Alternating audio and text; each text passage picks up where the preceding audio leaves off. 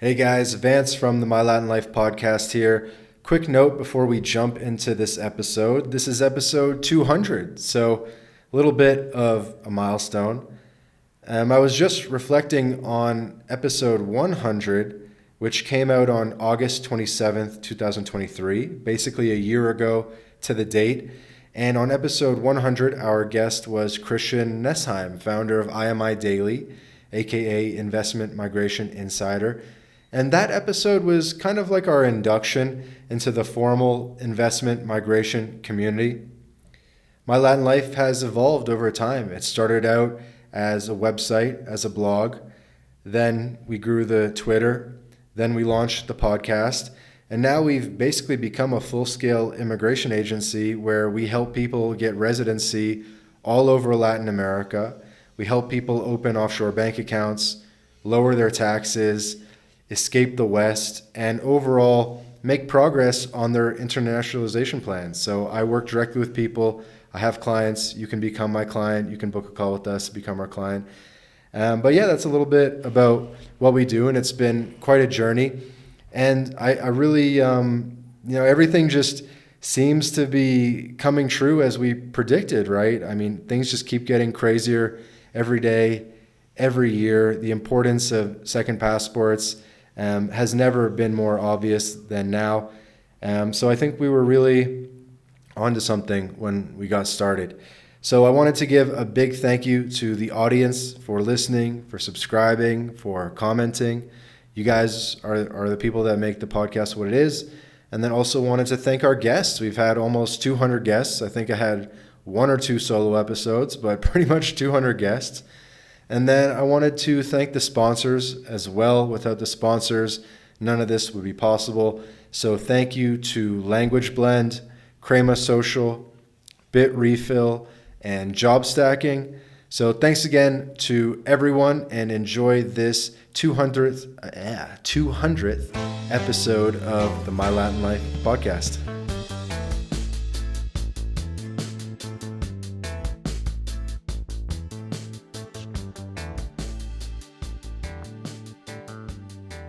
Welcome back to the My Latin Life podcast. Since 2014, My Latin Life has been your trusted guide to traveling and living in Latin America. My guest today is Tanner from Economic Front. He recently went viral as an American who decided to move to Argentina. And I saw this video of Tanner in a police car saying that he was effectively leaving the police force, moving to Argentina, and he wanted to have a baby in Argentina. And I guess the whole thing went very, very viral. And I said, I need to get in touch with this guy. And here we are. We're making it happen. So Tanner, welcome to the podcast. Hey, Vance. Appreciate it. Enjoy being here. And was that accurate? You were a police officer in the U.S.? Yeah, so I worked in North Idaho. I did that for 10 years. During the pandemic, I was seeing a lot of things in law enforcement that I didn't appreciate or respect. My moral compass, just kind of led me in a different direction, career-wise. The past 4 years of being in law enforcement, really wasn't enjoying doing that. So at some point, the nagging grind in the U.S., that continuous slave driving feeling that you get just working, not getting ahead, and living in a small, crappy little place, because that's the only thing that you can afford. We were tired of it. We're sick of it. We're having our third child. I wasn't going to continue living like that. My wife and I both, had professional jobs and still can barely make it. So, the only way to get ahead was buying Bitcoin and building our tiny home and doing things for ourselves. But, when you start having kids, you can't do that as often. So, we had to make a choice. And the direction that the U.S. was going was just a really grim outlook. And so we just had to, basically get away from all the demoralization that's going on. Argentina has maintained a really good, culture, welcoming culture. They still have the church, so they have a moral compass. They're not as demoralized as the U.S. So there's so many different reasons, and then you have the global chaos that's happening. With the potential of World War III, things going off in Israel and Gaza, and potentially Lebanon. So you just start adding all these things together, and Argentina just looks better and better and better. And before Milei was elected, we were looking at Argentina for quite a while. You have the food security, water security, the land. You have tons of land, different climates. It was like just the S class of survivability. So so then when you get Malay in there, you realize, my gosh, the first libertarian government in the world gets elected. There's something going on with the people over there, and it's inspiring, and you want to be a part of it. So we have a Bitcoin movement here. We have a good young generation that has been built to be strong because they've been having 100 years of difficult times, and those strong people are going to build a new nation. So that I'm here for that. I'm here to be an early bird. I want to get the worm. There's a wave of Americans and Canadians and Europeans that are going to come here. I'm just here first. And to be clear, you're in Argentina now. Yeah. So that video that we all saw where you're in the police car, how long ago was that filmed? So that was the last day of my work. So when I posted that on YouTube, I think it says a month ago. It's going to probably hit 2 months ago at some point here pretty soon. But that's exactly the day that I posted that is the day that I recorded it. And I was sitting I almost didn't do it, which is kind of funny because that's what made me go viral. But I was sitting there. I knew my other colleagues wouldn't appreciate probably some of the things I said. But that's okay, because you have to express yourself. You have to speak your mind, and that's people resonate with that, and that's why it went viral. So I sat there and I just decided, what, this is my last opportunity to record something like this while I'm still in my uniform, Mm-hmm. while I'm still in the car, and so I did it, and that was going to be the beginning introduction video, which it is, to my YouTube channel, to kind of explain what we're doing. Uh, and yeah, Hey it worked guys, out for me. Vance I'm here from the My pretty Latin happy Life about it. podcast. Quick note, Yeah, this and is when I look at it Oh, on yeah. YouTube at the episode YouTube time of this 200, a little recording, it bit only of has has a milestone. I remember 9.5 thousand episode views, 100 9,500 came out views about a year on ago to the YouTube, but date, I'm guessing August it went 27th, it got 2023, picked up which means we've done on 100 obviously on episodes in a Twitter year, and probably on which is TikTok great. and some other I platforms also that remember episode significantly 100, our extended the guest reach. Was was that your Christian experience? Nesheim, Yeah, founder I of think it's IMI estimated Daily, that it got aka over a Investment million Migration views Insider. just throughout all the And that platforms and multiple episode was channels. really There's like our one induction channel into on the YouTube where official it got over half a investment million views migration alone, just on that community. one channel. My And that Latin is being life has spread really evolved specifically over through the time. It Argentine started people. out as a There's website, a Americans blog. and other people seeing it Then we as well, launched but the but Twitter, majority are which has become Argentines very that are that popular. Then we are launched the sharing this on podcast, WhatsApp. and now we're doing two They're just episodes a week. really intrigued And by we've the kind idea of that an American evolved is into a trying, full-scale trying to investment get to migration Argentina firm, rather than where an we help Argentine people trying get to get to the residency U.S. in So Latin they America, actually, every single a country lot in of them Latin don't America, from understand Mexico, what the heck Paraguay, I'm doing Argentina, or and thinking. every country in between. But We help it's hard people for them to open offshore understand bank the struggle accounts, in America if they lower their haven't been there taxes, and they've get done that second slave passports, grind, and and realize overall that make progress as on their Americans we might have all internationalization this journey.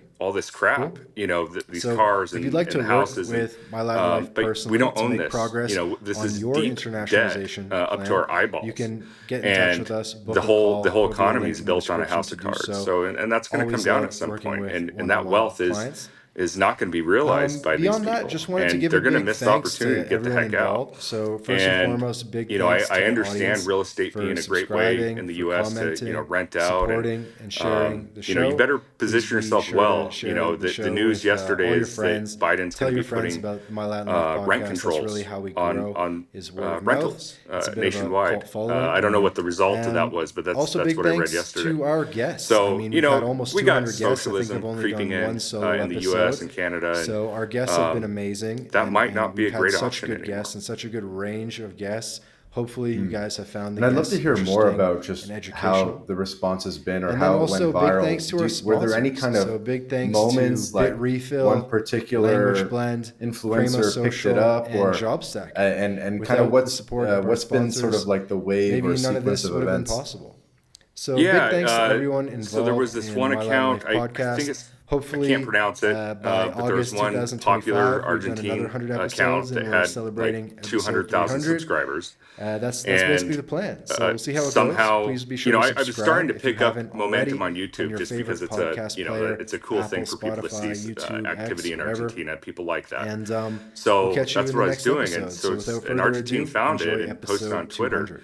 and or X, and it went viral from there because that was a libertarian and a Bitcoiner that had Hmm. posted that, and so that spread throughout the Bitcoin community on on X, and then it spread, you know, through the Libertarian Party, which is actually quite huge here. I didn't realize it until this happened, but I have so many people reaching out to me at this point.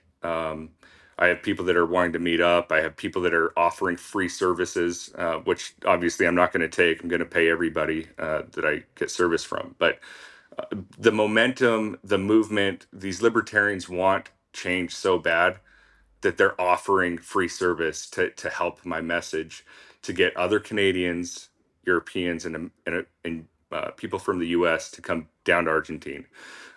We want businesses here. We want people to create services and products.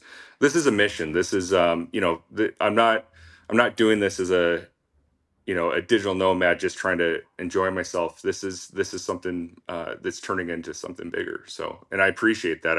I wanted something like this in my life, and I'm happy it's happening. Have you heard anything from mainstream media outlets?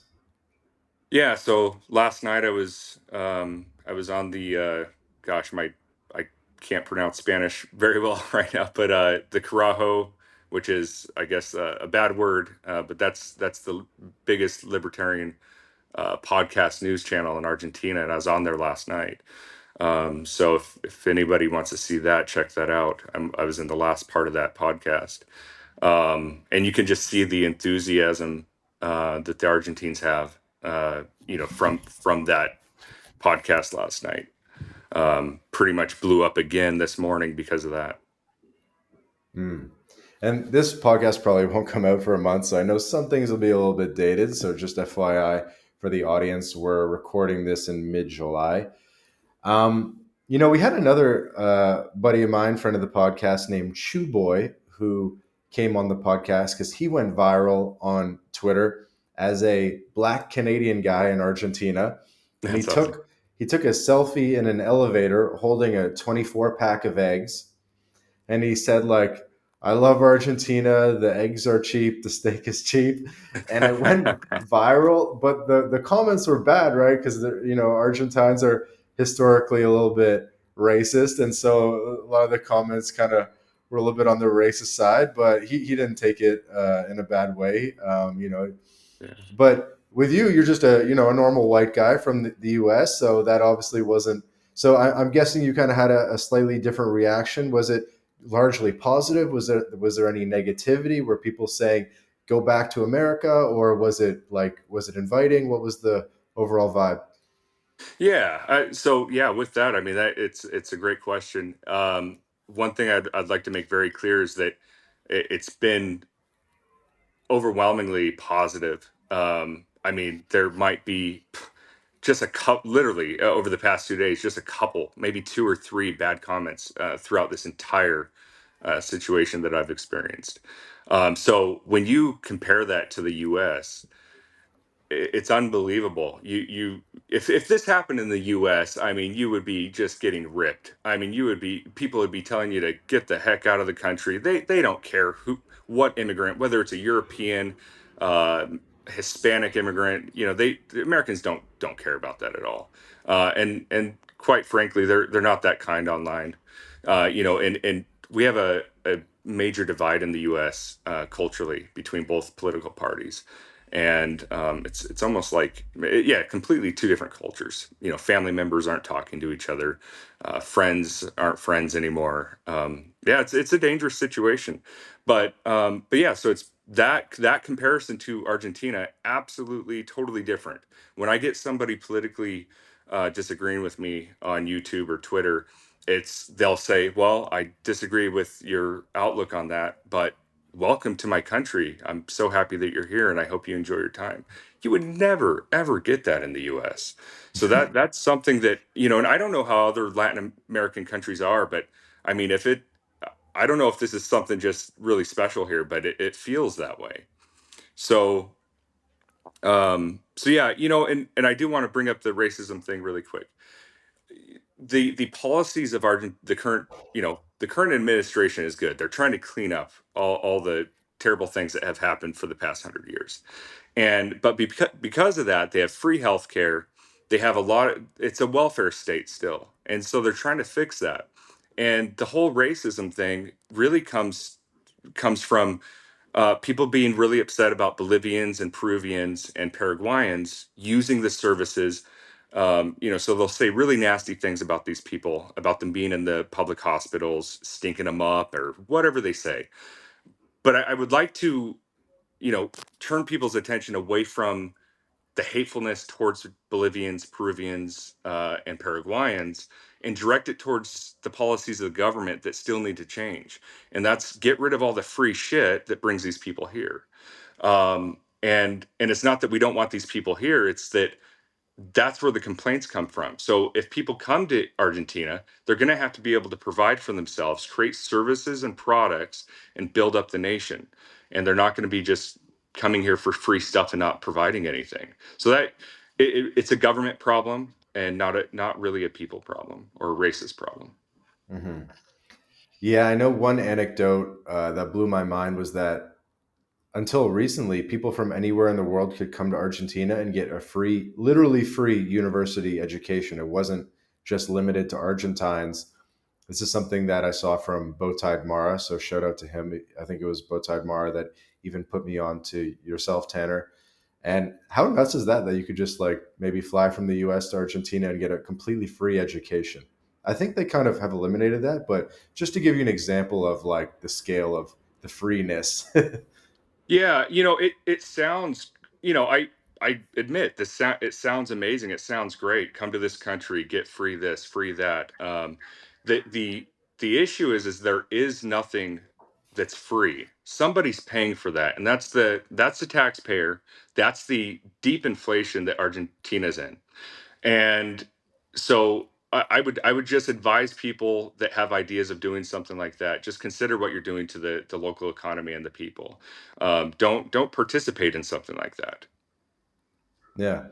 So I noticed in the video, you sounded pretty well educated on some of these things because you were mentioning, I want to have the next baby in Argentina. I want to provide my family with a second passport and a plan B.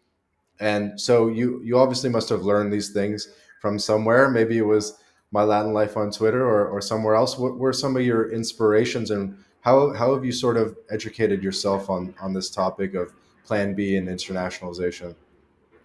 Yeah. So, yeah, great question. So, when I was a cop, there'd be a lot of times where I'm working night shift and I'm sitting there for hours and hours and hours, and I'm not going to waste, brain space entertaining myself on stupid videos or sitting there doing nothing. So I listened to a lot of podcasts.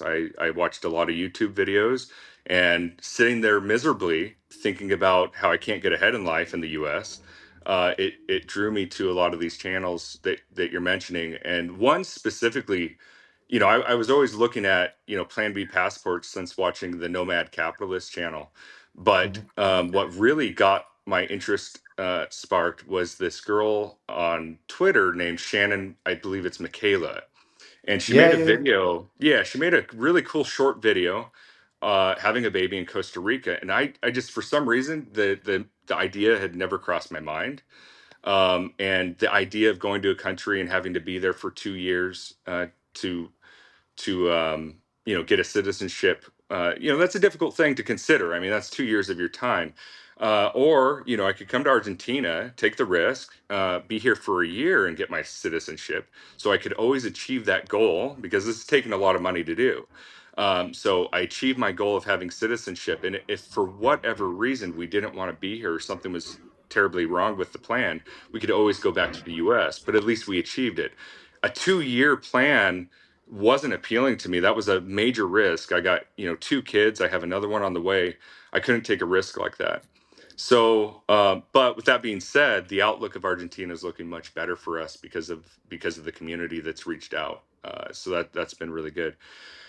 So yeah, shout out to the Shannon. I believe it's Shannon Michaela girl. And she went viral as well on Twitter for her video in El Salvador, which surprisingly, you're gonna look if you look at the comments on that video, they were not positive. You had a lot of really negative comments from, I believe it was mostly El Salvadorians that were living in the U.S. A lot of racist stuff towards her, talking about how she's a white girl and privileged, and really, really negative. So I felt bad for her. She really didn't post very many videos after that, and things. She's gotten really quiet on YouTube. So, I feel bad for her, but it was cool. Her story's cool. I support her story, and I'm sure a lot of your viewers support her story. But I did observe that. Yeah, I feel like her strategy is not a high volume strategy. She just posts like once every 2 weeks or once a month and just tries to make it go as viral as possible. There was one about like grown men drinking breast milk and Oh yeah. like, obviously there was one where she brought her child to like a electronic music concert or something and people were like, "What? You can't do that."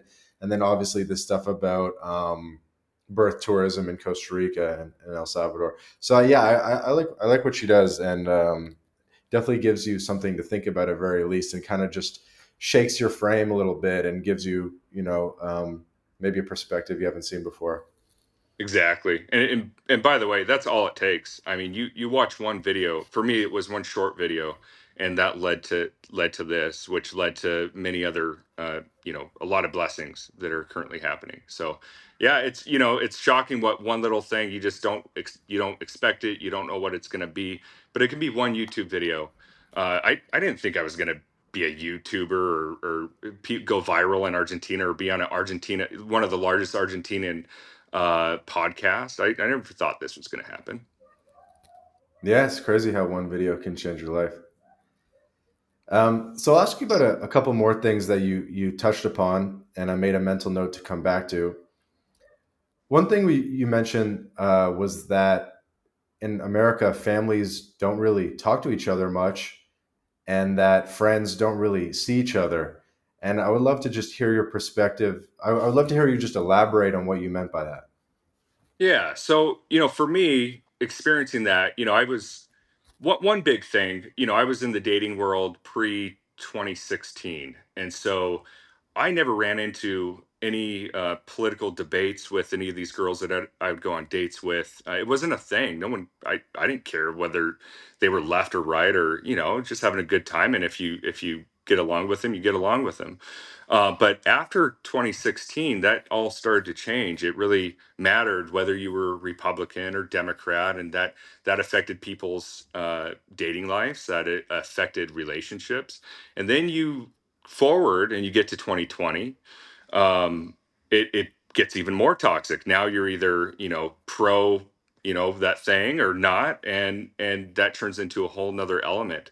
So, and then when it comes to family, I think the pandemic did a really, really terrible thing to families, and that created a lot of division as well. So you have a political division, you have a ideology division when it comes to whether you're pro this or negative that, with all the different political debates going on in the U.S. And you start to get divided into these two categories that, now you're hearing about people talking about civil war. It's ridiculous. I mean, the last thing that we should be doing is fighting each other. But that's what all the propaganda wants. They want to divide us and conquer us, and that's how they control the people. And that's what's happening. Our society is being demoralized, and people need to get out. There's a tide of history, and if you go against that tide, you're going to get wiped out. The best idea right now is to get the heck out. This episode of the My Latin Life podcast is brought to you in part by Crema Social. Crema Social is like TikTok for international dating. It's an app you can download right now on your phone, and 3 out of 4 people on Crema are single women. The app was founded in Colombia, so unsurprisingly, there are a lot of Latinas on the app, by the way. So how does it work?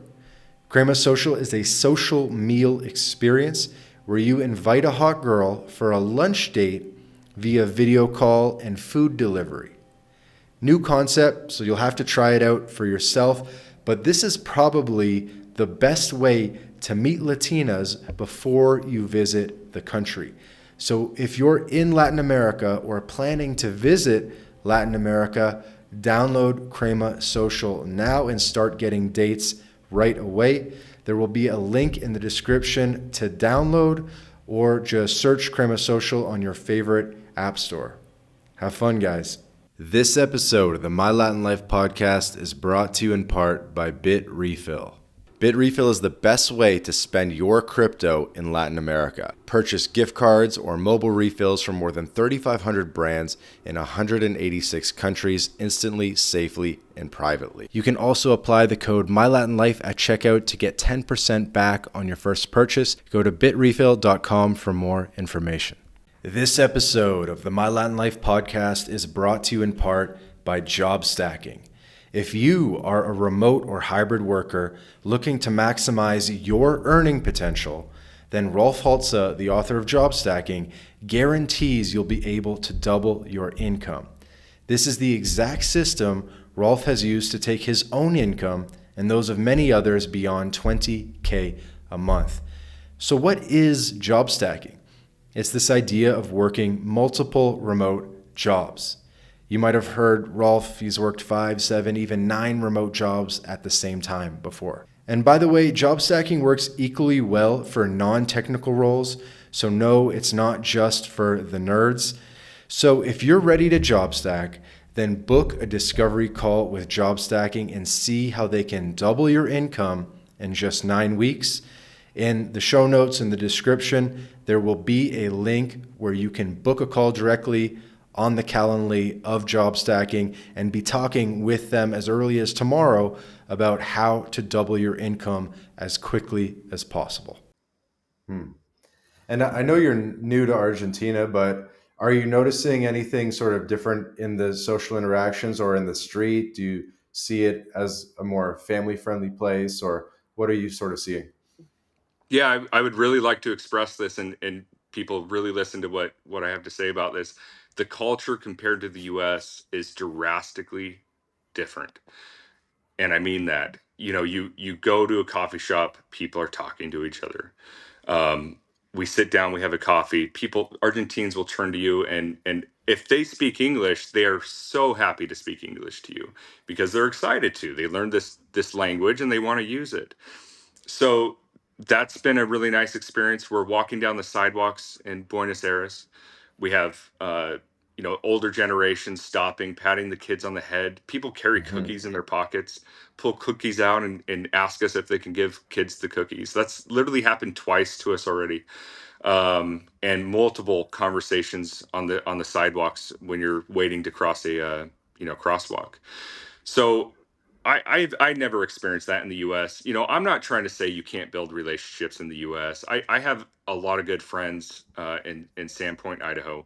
At a coffee shop there, but it took me years to build those relationships that I have with those people from that coffee shop, and a lot of them politically differ from me, but I've been able to just I'm libertarian, so I get along with both sides. I don't really participate in that back and forth, but it's it takes a long time to build a relationship in the US. When you come to Argentina, strangers treat you like family. It's amazing. Yeah, that's awesome. And I imagine coming from Sandpoint, Idaho to Buenos Aires, a city of 15 million plus people, um, big mega city. I'm sure just the pure density of the city and that kind of thing has been a bit of an adjustment. Yeah, it's less of a culture shock than you would expect, and that is that's coming from a guy that's from a very small town in North Idaho. I'm used to the mountains and the lakes and hiking all the time. So coming here, completely honest, when I first got here, little sick to my stomach, just kind of stressed out from the plane and asking myself, what the heck did I just do? I brought my whole family here. It was really stressful, but a week went by and I started feeling a lot better because of my experiences out in public. Walking around, communicating with the Argentines, I just started feeling more and more at home. And now I completely feel like I'm at home. But yeah, it's a huge change. It's not as compact as you would visualize. If you haven't been to Buenos Aires, especially in the Palermo area, you have a lot of traffic and stuff, but it's divided up with so many beautiful parks that you don't feel like you're in a city. You can just cross the street and you're in one of these beautiful parks, beautiful restaurants. The sidewalks are a little rough sometimes, so if you do have a stroller, make sure that you're careful with that with your kids. I did have my stroller tip over, and that was a scary situation. You got to get the But big wheels. yeah, You got to get the strollers with like the bicycle size wheels. dude, the ones that you take in the mountains or something. Absolutely. And yeah, so it is a big change, but not a huge culture shock because actually feel like I'm somewhere in the US, but like I went back in time. People are smoking cigarettes, they're not vaping. People are treating each other with respect. I feel like I went back in time. That's what I feel like. I'm in the United States back in time. And I don't want you to reveal anything you don't want to or dox your location, but do you see yourself staying in Buenos Aires? Or obviously, Argentina has lots of mountains in both the north, places like Mendoza, and then in the south, places like Bariloche. Do you see yourself going back to sort of the Idaho of Argentina, or are you good in Buenos Aires? Yeah, so surprisingly for a city with 15 or 16 million people, I feel at home. But again, yeah, I need the lakes, I need the mountains, I need the countryside, I need to see the cows, I need to see the hay growing. So that is definitely our long term plan is getting further into Argentina. So I am planning some type of little loop. I have a lot of Argentines reaching out that want to meet me. And those are a lot of Bitcoiners, the Bitcoin community, and I would actually love meeting these guys. So I'm gonna take a little detour to get to my destination that we're thinking of, which is Mendoza and possibly Bariloche. So Mendoza is probably number one on our list. You've got the Andes Mountains that are snow capped and gorgeous. Even in the warmer months, you can walk out your door and look up and you see the snow on the snow capped mountains. Mhm. You have a lot of outdoor activity, and Bariloche is also really great. At Bariloche looks like home. I mean, that looks like my Sandpoint. You got the pine trees. You have Sandpoint is a lake town, ski resort lake town. And that's exactly what Bariloche is, and it looks exactly the same. Actually, just a little bit prettier. So I want to check out Mendoza and Bariloche. I've heard really good things about Cordoba. For people that have more of a conservative mindset, Cordoba has a really good conservative libertarian community. And if you appreciate freedom, liberty, and the free market, that sounds like a good place to be. Cool. That's awesome.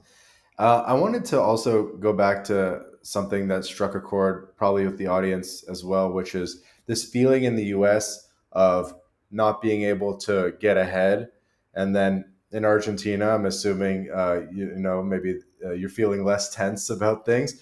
What is it about Argentina or your new game plan that you feel like you can get ahead in life in a way that you couldn't in the US? Yeah, give you a really great example. Currently we're in one of the more expensive parts of Buenos Aires, which is Palermo. Palermo is centrally located within Buenos Aires. Uh, Great restaurants, great parks, awesome place to take an Uber and go anywhere else in the city. And a lot of people that have been in big cities know that if you live in somewhere like Buenos Aires, sometimes you don't even ever have to leave your neighborhood. Everything is right there out your door. So, but it's a little bit more expensive here. But with it being a little bit more expensive, I'm only paying 50% what I would be paying in the U.S. for groceries, and I'm not the best shopper either, so I can be getting much better deals than that. And so just think about that. Cost of living wise for groceries, you're paying 50% less on your food. And then if I go to a restaurant, it's pretty similar. I mean, I could go to a Michelin star restaurant here, and people in the U.S. could go to their Super One little deli and get that crappy food, and I'm getting Michelin star food for the same price, literally for the same price. So people, I hope people realize that. I mean, it's fantastic. So if you do have a source of income coming in, you can live. I tell people you can live like a king here. It's incredible. So, but yeah, there's just so many benefits to coming here besides the prices. Elaborate on that. What are some other benefits you've noticed? Yeah, a lot of it comes from everything happening today. You have food security and you have water security in Argentina. It's a great Plan B. It's a great Plan B passport in from South America. It's an easy passport to get. You come and you live here for 2 years and you get your citizenship. It's crazy. And while you're here for 2 years, you're barely paying anything. For the cost of living. Okay, if you are you know doing the tax thing and you're telling the Argentine government all the money that you're making from the US, if you're trying to do it the right way, yeah, you're paying a little bit more in taxes, but you're cutting your cost of living down. So, do the math on it. It makes sense. And you have your third child on the way, and congratulations. Thank you. Um, I don't even know how much it would cost to have a child in the US because it's complicated with insurance and so forth.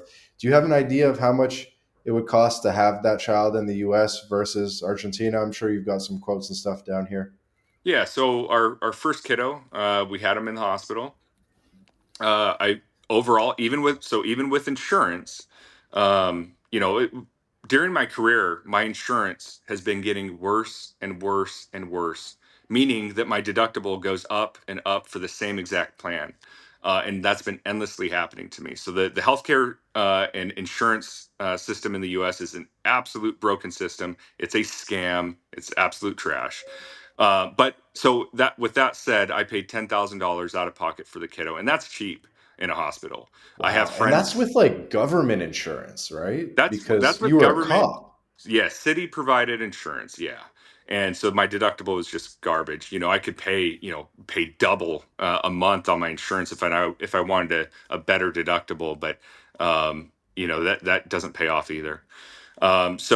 So anyways, yeah, 10,000 in the hospital. I have many friends and family that told me, wow, that was actually a good price in the U.S. because they're deep in debt for like 25 grand because their kid had to go to the ICU for a week or whatever it is. So if you're living in the U.S., you got to cross your fingers that something catastrophic doesn't happen to you medically, or you're going to be absolutely wrecked.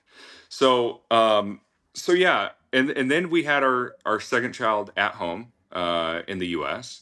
Mhm. and we hired a midwife. I think the common rates right now for midwives, we paid about $5,000, 5,400, I think exactly, and that's with a midwife.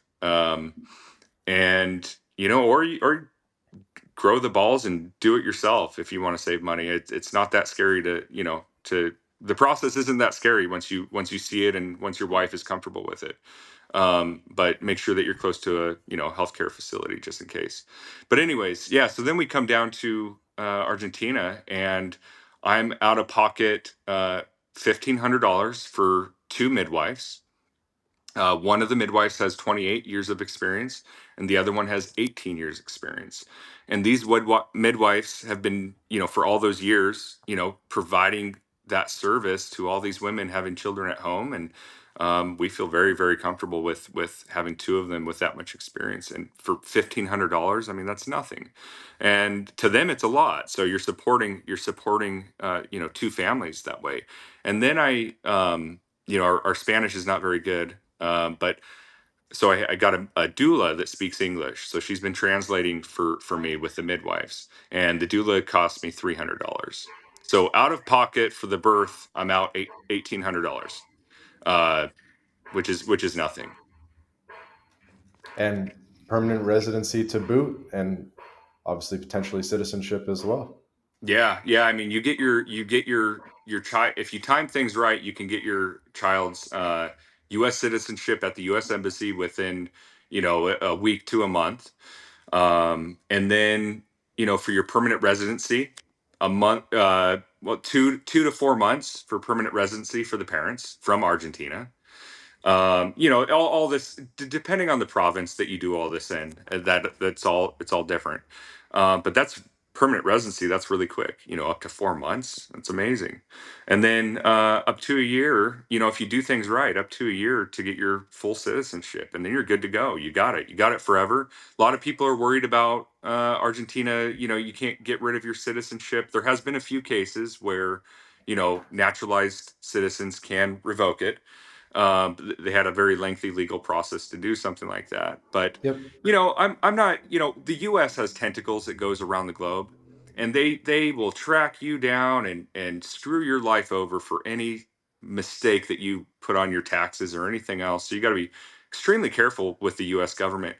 But they'll follow you around the world. The Argentine government's not going to do that. The Argentine government is disorganized. It's just not capable of doing something like that. So worrying about not being able to revoke it to me is just a ridiculous thing. Yeah, my understanding too is that naturalized citizens can renounce Argentine citizenship. That's my understanding at this point after people bringing it up and doing their research that it is possible. It's a process, but you can get rid of it. So and another thing that people, I'm sure a lot of your subscribers are well informed, but for anyone that doesn't know, that there's a global tax. The Argentine government does have a global tax. However, that's while you're residing in Argentina. So if you leave, they're not chasing you around the world for your global money.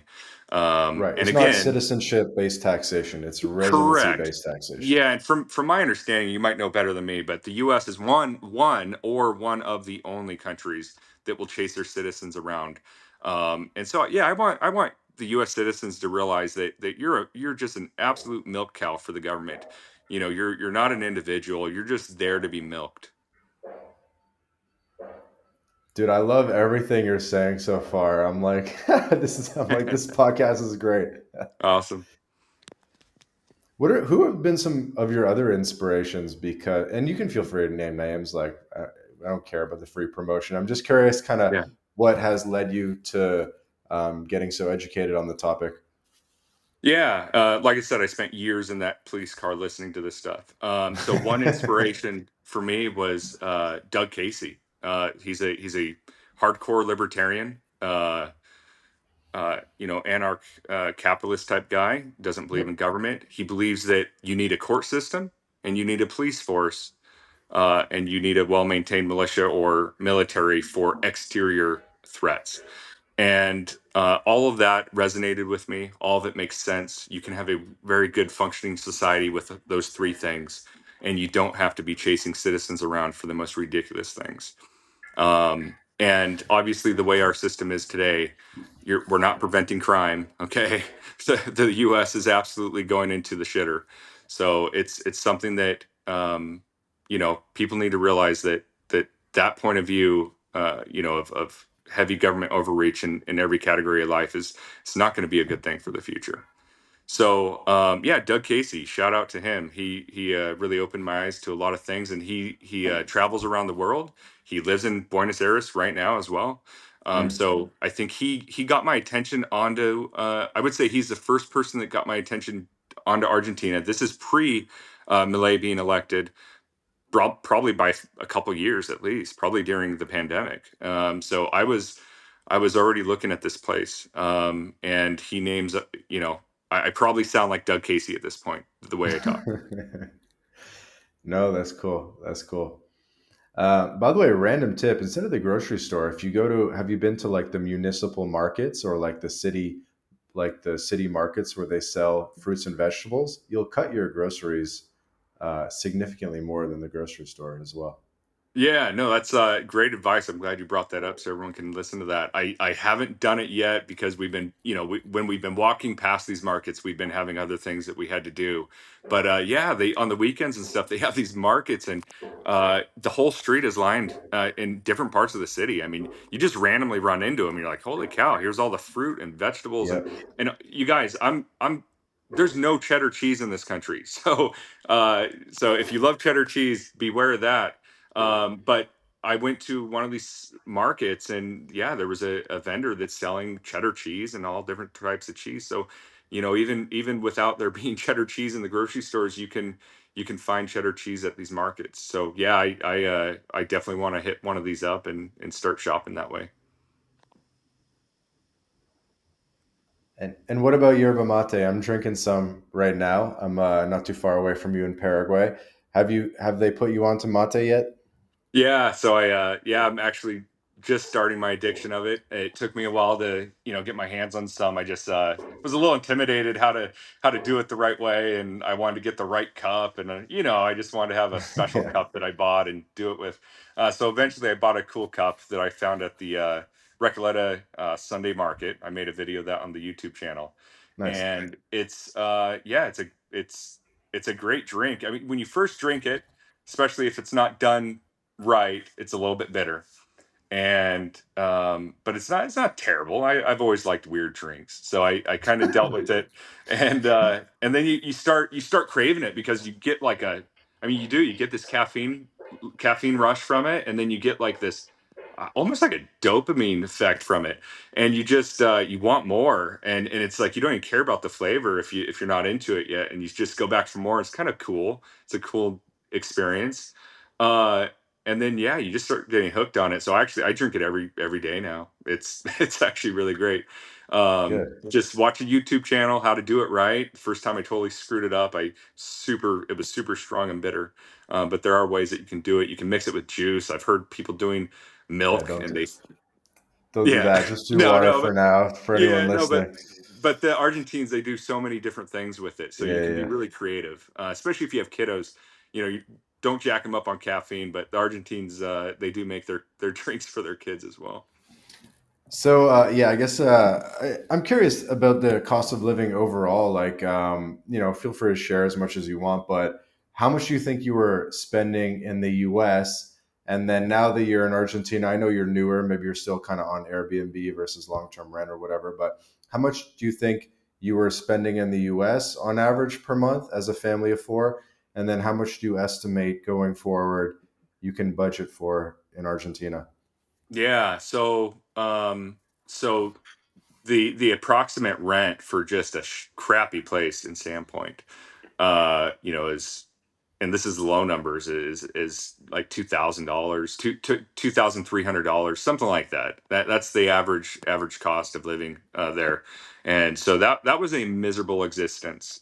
Just every single month handing that much money over to somebody. It's the most degrading feeling that you can have, is giving someone else that much money. So our situation, we actually we built ourselves a tiny home. That was great when my wife and I, it was just us.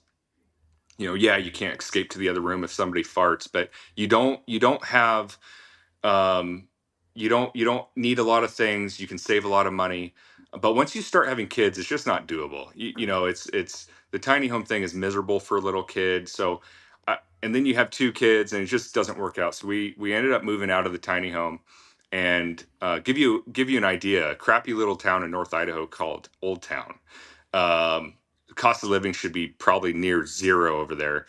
We were renting out our tiny homes for 400 square feet of living space if you include the lofts that you can't even stand in. I was renting that out for $900 a month. So people were paying really stupid numbers for living in a tiny little box.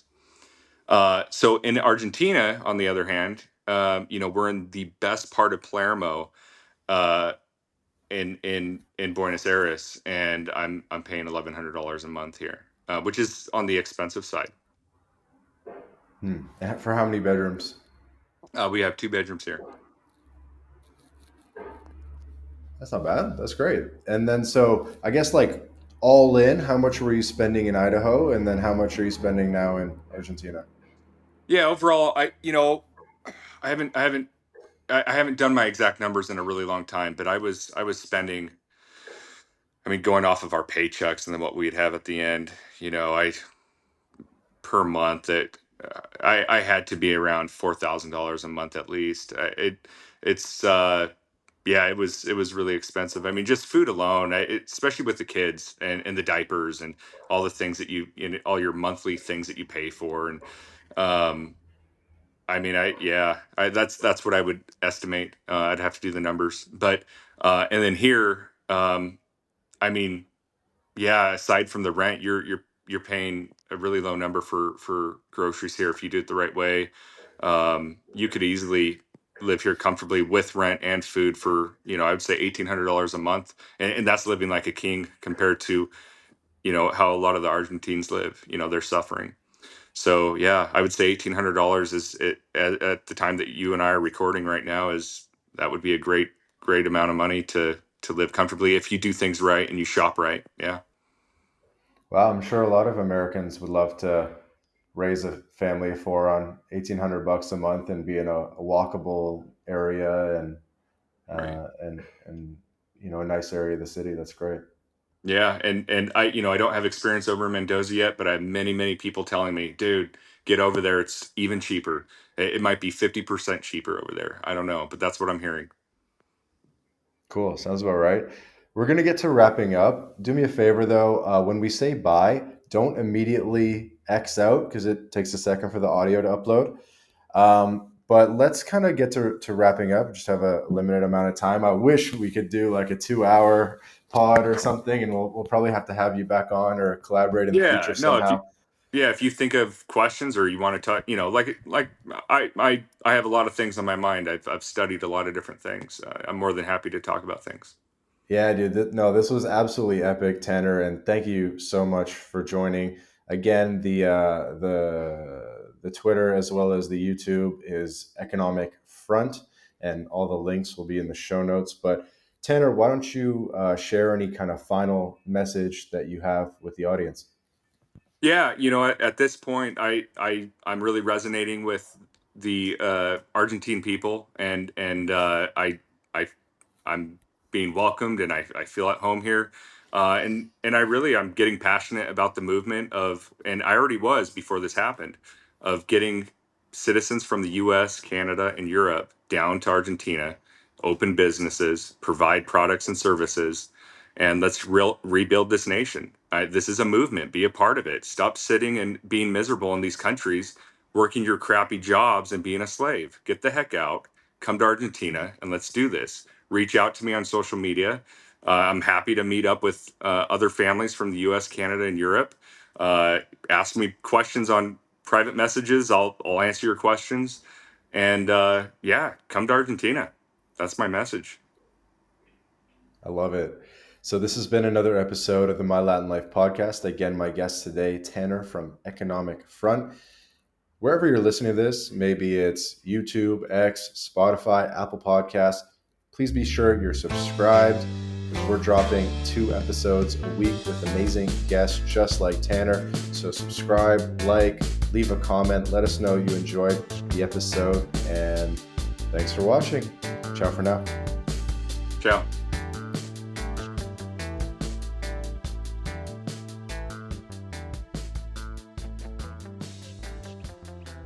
Hey guys, quick note at the end of the episode here. If you made it this far, you might be interested in working with My Latin Life personally to make progress on your internationalization plan. So whether the next step for you is getting residency in Latin America, lowering your taxes, choosing the best country, maybe a little birth tourism, whatever the next step is for you, of course, My Latin Life can help. We've helped people in their 20s, their 40s, their 60s, because I truly believe that Latin America has something to offer people at every stage of life. So if you want to become our VIP client, if you want to work with Vance, myself directly, book a call. There will be a link in the description. There will be a small fee for the initial consultation, and we do that to filter out the time wasters and focus on the best of the best clients. But if you're listening to this podcast and you made it all the way through the episode, I know you're the best of the best. But we're ready to work with you. So book that call. Hope you enjoyed this episode of the My Latin Life podcast, and we'll catch you in the next one.